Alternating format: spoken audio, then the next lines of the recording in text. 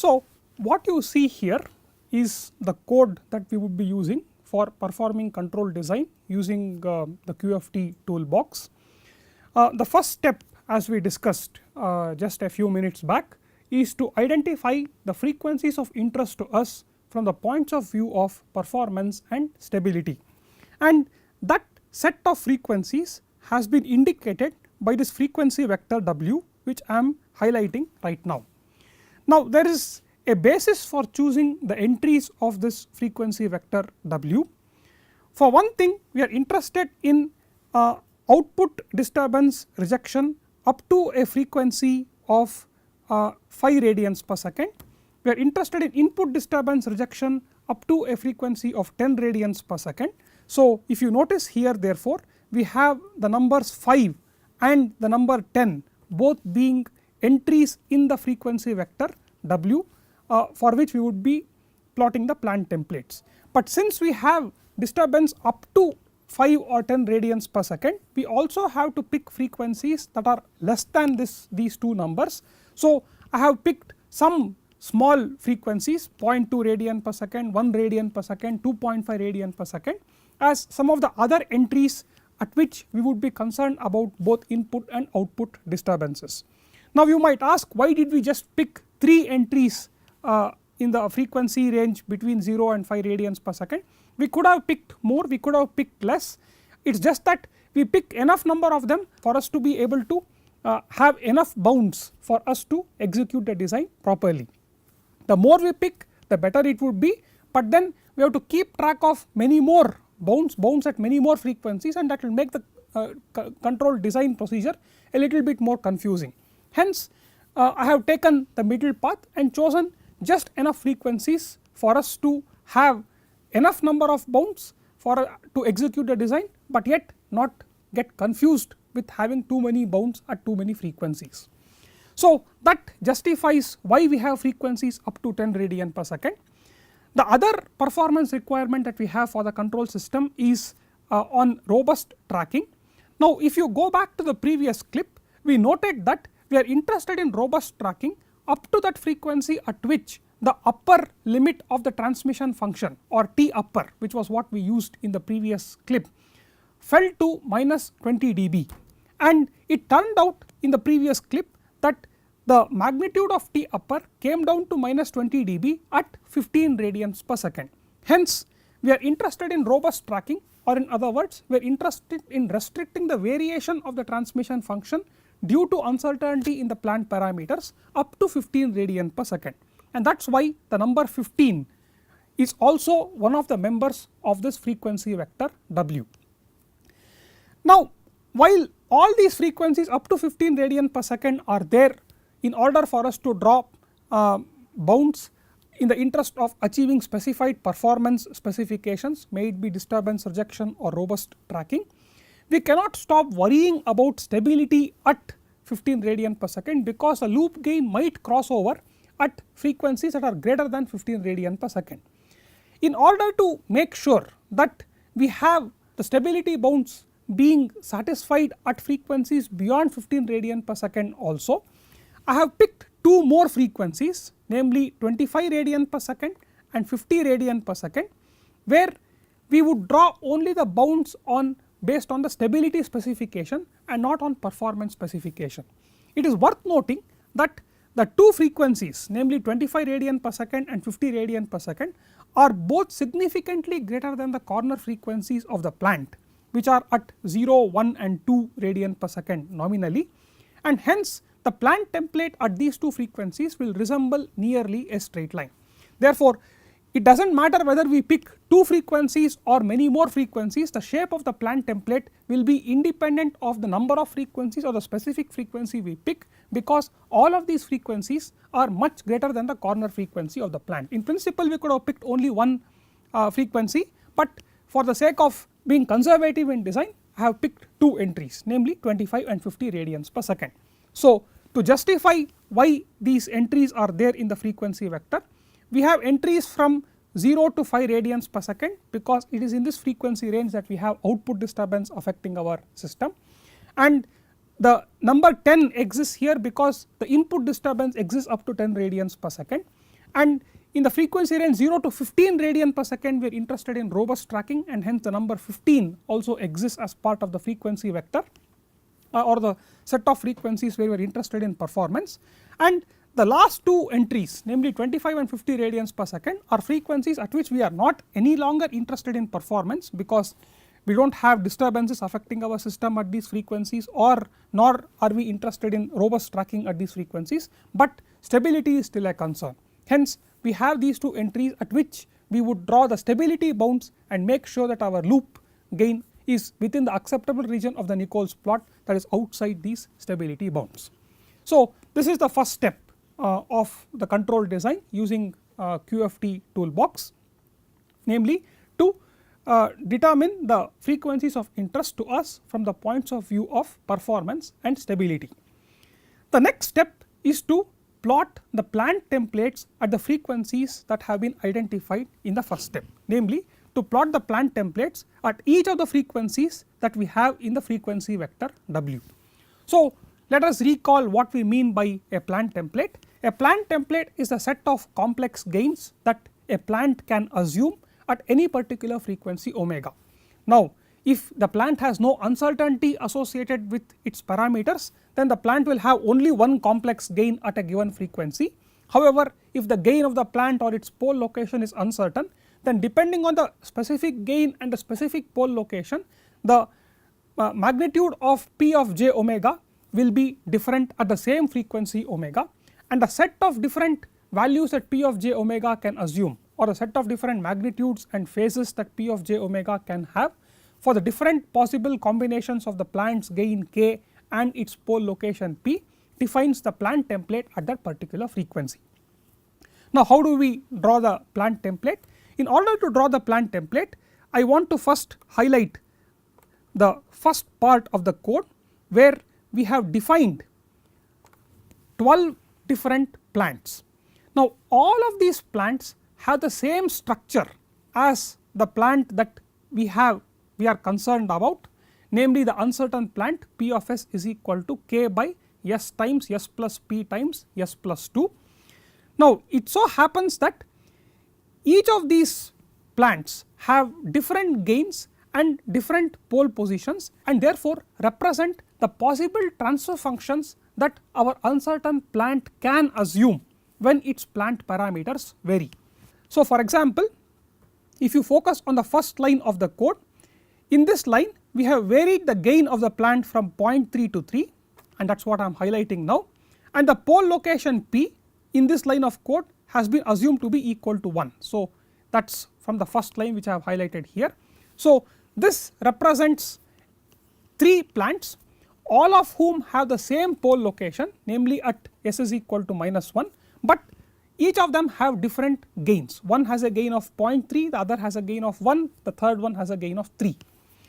Likewise in the next code we have assumed that the pole location is close to 0, because we know that our value of P in our plant transfer function can vary between 0 and 2. In this case we have chosen the value P to be close to 0, so here I have set it to be equal to 0.1, and in this line of code we have defined 3 plant transfer functions, and in this 3 plant transfer functions once again the value of P is the same, namely 0.01 or close to 0, and the value of gain is allowed to change. It can assume values between 0.3 and 3. So the gain k here can take values between 0.3 and 3, it can take 3 values 0.3, 1 and 3. Likewise we have in the next line we have defined 3 more transfer functions. In this case the pole location is assumed to be at s is equal to -2, and therefore we have set P is equal to 2 here, and we have defined 3 plant transfer functions where the pole location is at s is equal to -2, and the gain is allowed to assume 3 different values, its nominal value of 1 and the minimum value of 0.3 and the maximum value of 3. And we have repeated the same exercise at a different value of pole location P is equal to 0.2 and obtained another 3 set of transfer functions. So this entire set of transfer functions represent the permissible set of transfer functions that the plant can have when its gain and pole locations change. Of course the gain need not be only 0.3, 1 and 3, and the pole locations need not be just at 0.01, 2, 1 and so on, but in this particular case we have considered only 12 different combinations of the pole locations and the plant gain. We can consider many more locations and get a better plant template if we define more possible transfer functions that the plant can assume when its gain and its pole locations vary. So here therefore we have 12 transfer functions, all of which represent the transfer functions that our plant can assume for some combination of its open loop pole position and gain. Now in order to plot the plant template at any particular frequency, we have to substitute the value of that frequency for in each of these transfer functions and compute their magnitude and phase and locate them on the Nichols plot. Now in order to do that, I shall first do it at one single frequency. So I shall do it at omega equal to 1. So this is the frequency at which I shall do it. I shall not do it at all the other frequencies, namely from 0.2 to 50, just for the sake of clarity. So I shall comment out the line of the code where we are computing it at all the other frequencies. We shall compute the plant template at only one frequency, namely at omega equal to 1. Now the plant template also has to represent the nominal gain of the plant at this particular frequency, namely 1 radian per second, and nominal gain of the plant is the gain of the plant when its parameters assume their nominal values, namely when p small p is equal to 1 and the gain small k is equal to 1. So the index of the transfer function at which the plant pole location is p equal to 1 and the gain k is equal to 1 is essentially 2.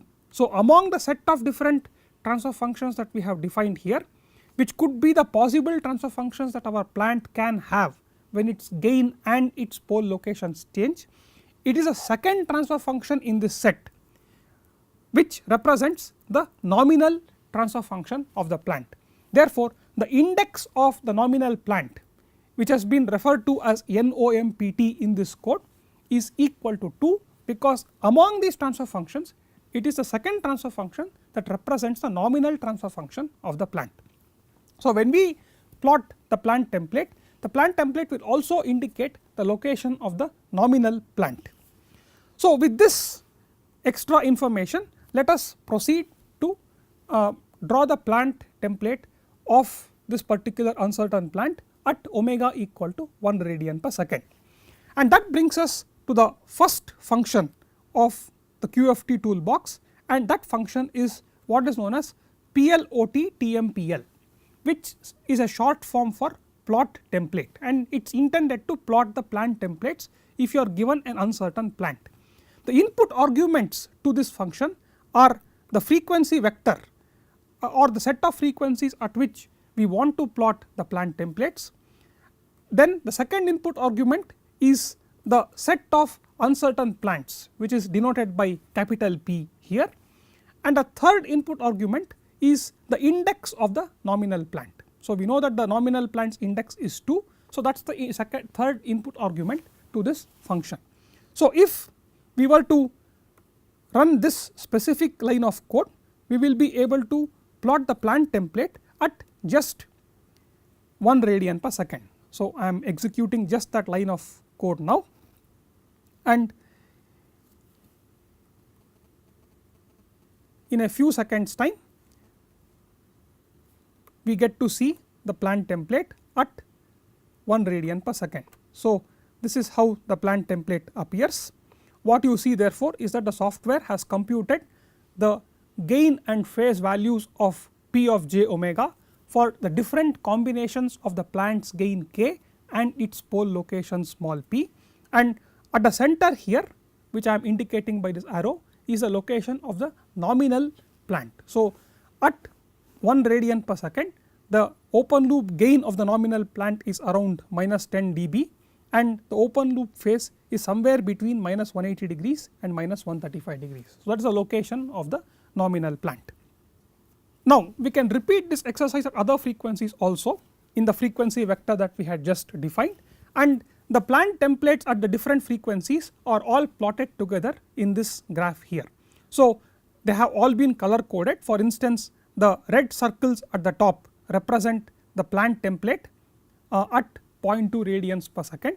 Now this plant template would have many more points within it if we had chosen many more values of the plant gain k and its pole location p in order to define many more set of possible transfer functions that our plant can assume and computed the gains and the phase values of these transfer functions at each of these frequencies. Here we have chosen 12 transfer functions. So we have only therefore represented 12 values of the gain and phase for the uncertain plant.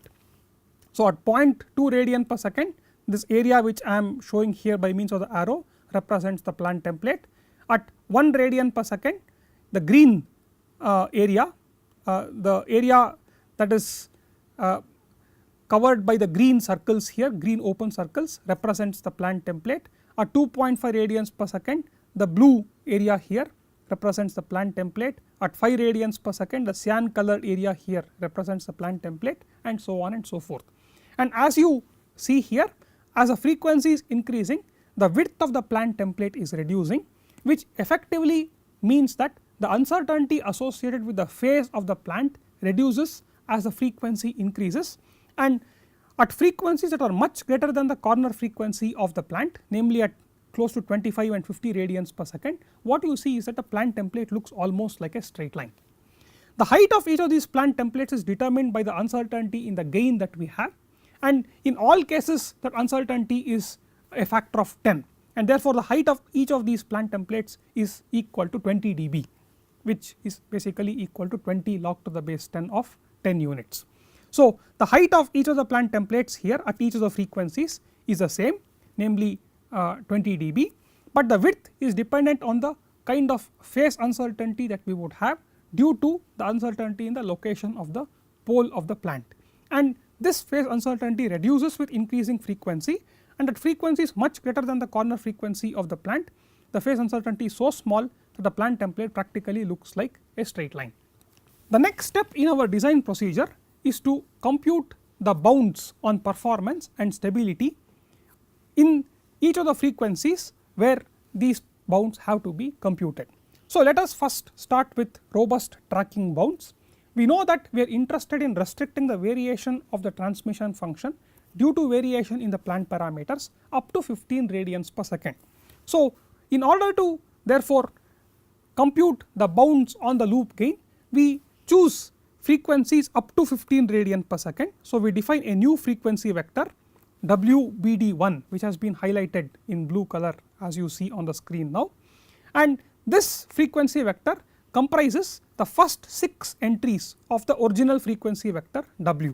So the original frequency vector W had frequencies going from 0.2 to 50 radians per second, and the 6th element here is 15 radians per second, and we are interested in computing the robust tracking bounds up to 15 radians per second because we are interested in restricting the variation in the transmission function due to uncertainty in the plant only up to 15 radian per second.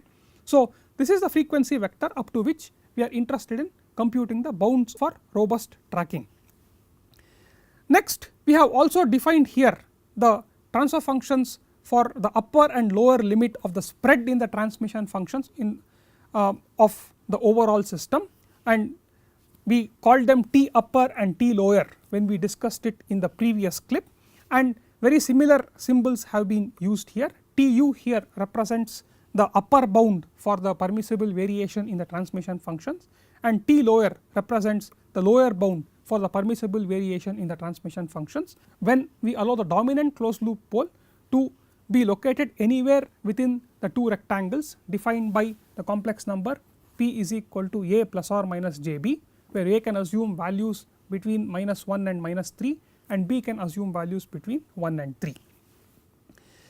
And in order to draw the robust tracking bound, we need to have an input to the function that draws these bounds, and that input is this so called tracking weight, which is essentially a vector comprised of the upper bound T upper and the lower bound T lower, and that is what has been labeled as W1 here. So W1 is the tracking weight, and this information will be used by a function that we will be talking about in a few minutes time in order to compute the robust tracking bound for all the frequencies that are part of the frequency vector WBD1. It is the first entry in this part of the code, and I am highlighting that again at this time. So, the second function in the QFT toolbox that I want to introduce to you is this function called SISO BNDS. SISO BNDS is a function that is used to compute the bounds on the loop gain for a variety of different constraints that we might have. SISO BNDS is a short form for single input single output bounds. So, it is intended to compute the bounds on the performance and stability of a control system that is intended to control a single input single output plant. Now, if you go to the MATLAB command window and type help SISO BNDS, then you will get information about what the input arguments to this function are and what exactly do the different input arguments represent. So, in this PowerPoint slide I have pasted the result of typing help SISO BNDS in the MATLAB command window, and this is the information that you get regarding this particular function. So, it has several input arguments. It is intended to compute the bounds for problems of different types. So, the first input argument to this function is the problem type or P type. So, the same function is used to compute the bounds for input disturbance rejection, output disturbance rejection as well as robust tracking. So, the problem type represents the specific problem for which we are going to be computing the bounds.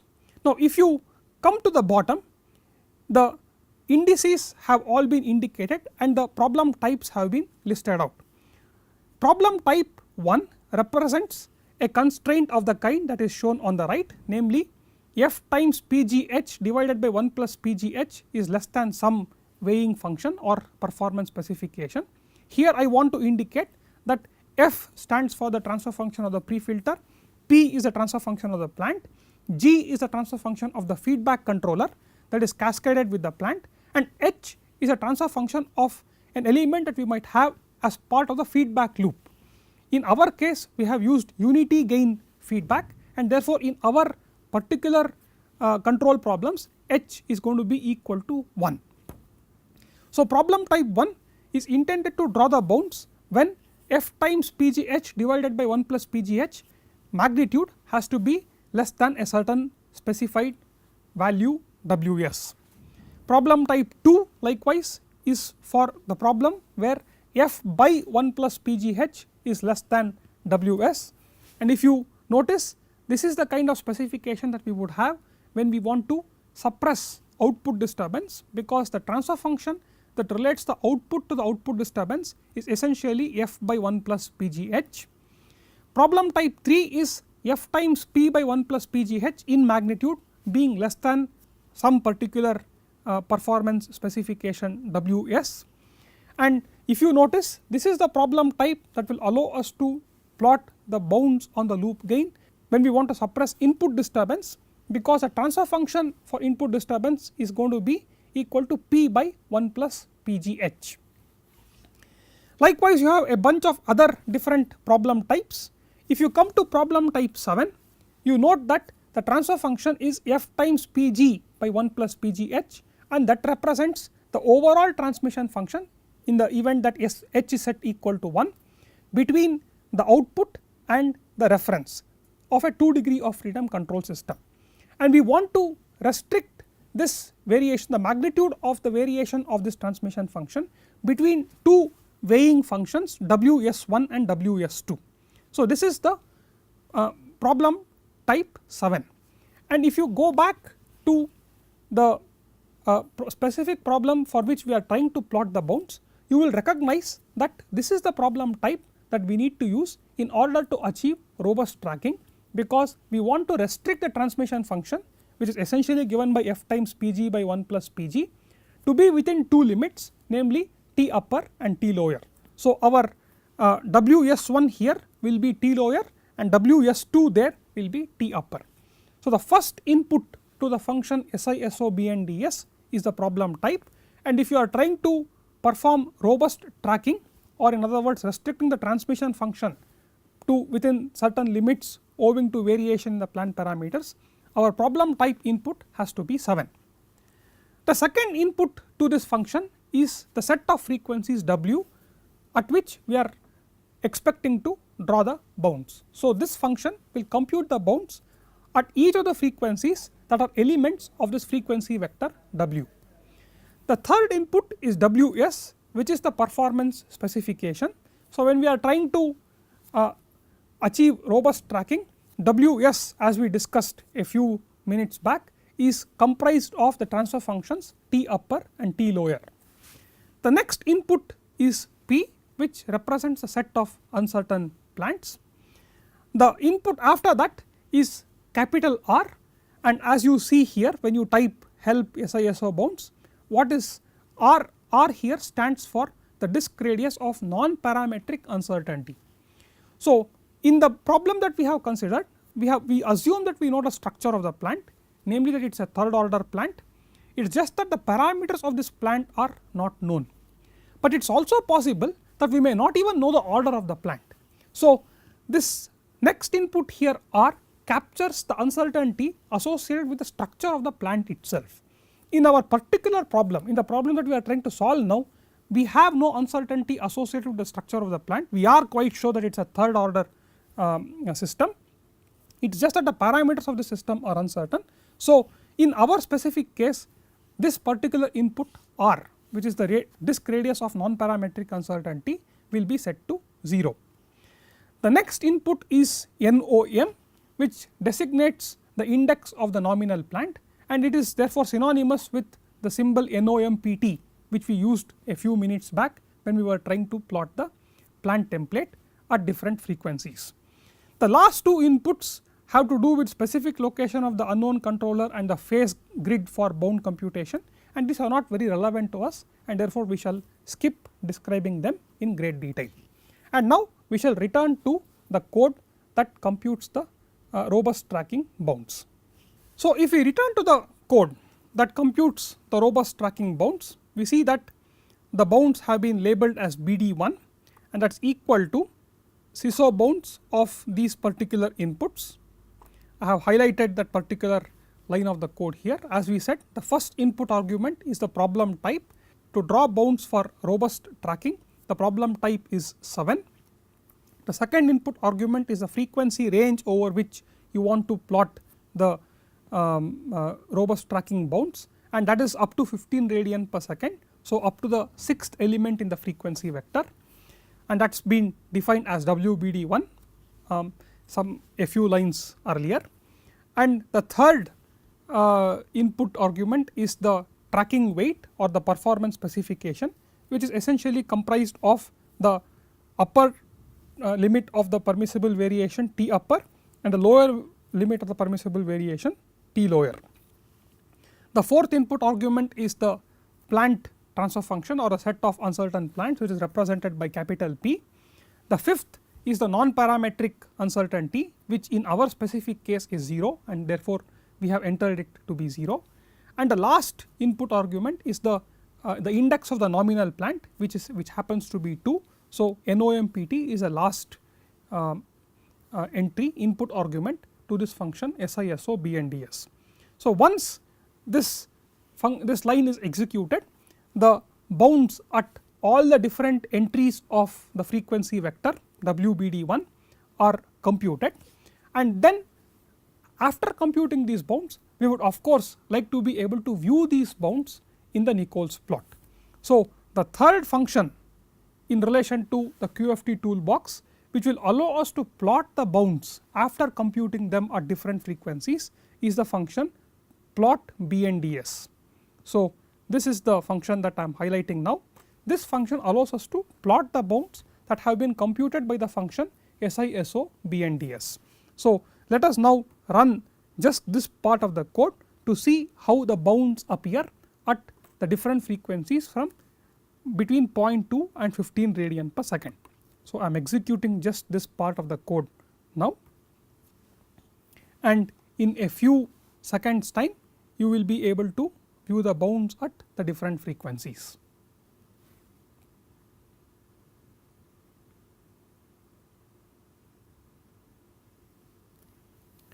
So, what you see therefore here are the bounds on the loop gain at different frequencies in order for us to achieve robust tracking. These bounds have been color coded. So, the red bound at the top, which I am showing by means of the arrow here, corresponds to the bound on the loop gain at 0.2 radians per second, and what it essentially implies is that in this Nichols plot, the loop gain, the nominal loop gain has to be located above this red colored curve in order for it to satisfy the robust tracking requirement at this particular frequency, or in other words, in order for the variation in the transmission function to be within the specified limits of T upper and T lower at 0.2 radians per second due to variation in the plant's parameters. So, it has to be located in the region above this red curve.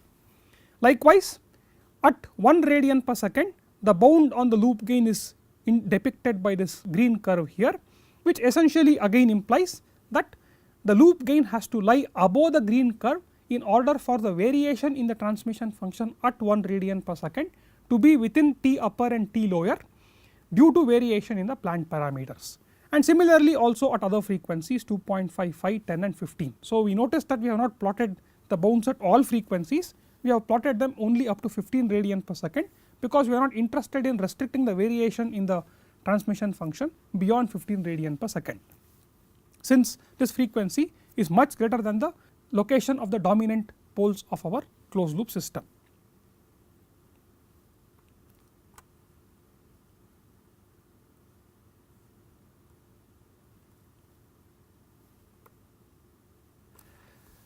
Having seen how we can plot the bounds on robust tracking at the frequencies of interest to us, we can repeat the same exercise for plotting the bounds on output disturbance rejection and input disturbance rejection. As far as output disturbance rejection, we note that we are interested in rejecting disturbance only up to 5 output disturbance only up to 5 radians per second, and the number 5 radians per second represents the fourth element in the frequency vector which I am highlighting now, and therefore we define a new frequency vector which comprises only the first 4 entries of the original frequency vector, and we label this new frequency vector as WBD2. So, it is for the entries of this particular frequency vector WBD2 that we have to compute the performance bounds or disturbance rejection bounds. As far as disturbance rejection performance is concerned, as we stated in the beginning, we wanted 90% rejection of output disturbance up to 5 radians per second. Therefore, we have specified the performance or the weight as far as output disturbance rejection is concerned to be 0.1, or in other words, we want the output disturbance to be rejected to 0.1 or 10% of its original magnitude up to 5 radians per second. So, it is a constant equal to 0.1. In principle, W2 can also be a function of frequency if you want different extents of suppression of disturbance at different frequencies. It so happens that in the problem statement that we have taken, we want constant suppression of disturbance at all frequencies, namely we want it to be suppressed to 10% of its original value all the way up to 5 radians per second. So, W2 is a constant equal to 0.1. Now, in order to plot the bounds, we once again use the function SI, SO, BN, DS, but the difference here is in the first input argument. When we had to compute the robust tracking bounds, the problem type was 7. However, if we go back to the indices of the different problem types, we note that it is the problem type 2 that corresponds to rejection of output disturbance. It is in problem type 2 that we want to ensure that the transfer function relating the output disturbance to the output be the magnitude of this transfer function be less than a certain particular value. Hence, the first input argument to the function SI, SO, BN, DS in this case when we are trying to compute the output disturbance rejection bound is 2. The second input argument of course is a set of frequencies where we want to compute the bounds on disturbance output disturbance rejection, and that is WBD2, which comprises the first 4 entries of the frequency vector W, namely up to 5 radians per second. W2 specifies the weight or the performance specification or the extent to which we expect output disturbance to be rejected, and capital P again represents uncertain plant models, and 0 represents the magnitude of unstructured parametric uncertainty, which in our case is actually equal to 0, and NOMPT again represents the index of the nominal plant. So, once again if we run this code and use the same function plot BNDS, then we will be able to plot the bounds on output disturbance rejection. That has been done here, and in this slide we show the bounds on output disturbance rejection in the frequency range where the output disturbance will affect our system. So, we have plotted the output disturbance at 0.2 radians per second, and that has been color coded. So, the red curve here represents the bound on the loop gain at 0.2 radian per second in order for it to reject output disturbance. What this essentially means is that once again the nominal loop gain has to lie in the region above the red curve or on the red curve in order for it to satisfy the output disturbance rejection at 0.2 radians per second. Likewise, the green curve here represents the bound on output disturbance rejection at 1 radians per second, or in other words at 1 radians per second the nominal loop gain has to lie above the green curve in order for it to satisfy the output disturbance rejection specification. And likewise also for the other two frequencies 2.5 radians per second and 5 radians per second. The same exercise has been repeated for input disturbance, the same exercise has been repeated to compute the bounds for input disturbance rejection. The only difference there once again is the problem type. So, while the problem type had to be 2 in order to draw the bounds for output disturbance rejection, the problem type has to be 3 in order for us to draw the bounds for input disturbance rejection. And by changing the first input argument to the function SISOBNDS to 3 and redefining the frequency vector over which we would be interested to plot the bounds. In the case of input disturbance, we are interested in rejecting input disturbance up to 10 radians per second. So, we make sure that the frequency vector also has the number 10 as one of its entries. We are able to then again run the function SISOBNDS and use the function plot BNDS in order to plot the bounds for input disturbance rejection, and that has been shown in this slide here. So, after drawing the input disturbance rejection bounds, the output disturbance rejection bounds and the bounds on robust tracking, what we are left with is to draw the bounds for stability. Now, as far as stability is concerned, we should compute the stability bounds at all the frequencies that are entries of the original frequency vector W, because we cannot stop worrying about stability only at 15 radian per second, at which point we stop worrying about performance. Our loop gain might cross over at higher frequencies, and therefore we need to draw the bounds even at frequencies beyond 15 radian per second. We picked two additional frequencies, namely 25 and 50 radians per second, and we have computed the stability bounds at all frequencies that are entries of the original frequency vector W, and that set of stability bounds is shown here. So, if you notice on the right top, we have computed the bounds at 0.2 radian per second, 1 radian per second, 2.5 and so on and so forth, all the way up to 50 radians per second. So, what this essentially implies is that our nominal loop gain has to lie outside the red curve here at 0.2 radian per second in order for the stability specification to be met at 0.2 radian per second, and so on and so forth. So, at each of the frequencies, if there is a certain stability bound, our loop gain has to lie outside that bound or at best on that bound in order for the stability specification, namely that the maximum value of the transmission function at that frequency being less than 3 dB to be met. I just wanted to point to one important fact. When we were defining the stability bound, we defined it in terms of dB and said that the maximum value of the feedback part of the transmission function, namely Cp by 1 plus Cp, should be less than or equal to 3 dB. Now, in this particular code, we have to convert dB to the linear scale. So, 3 dB essentially gets converted to 1.41 units in the linear scale. So, the performance specification for stability is W4 and is equal to 1.41 units, which essentially signifies that the maximum value of our feedback part of the transmission function T1 should be less than or equal to 3 dB. So, subsequent to drawing all the bounds, we would wish to view all the different bounds that exist for our loop gain.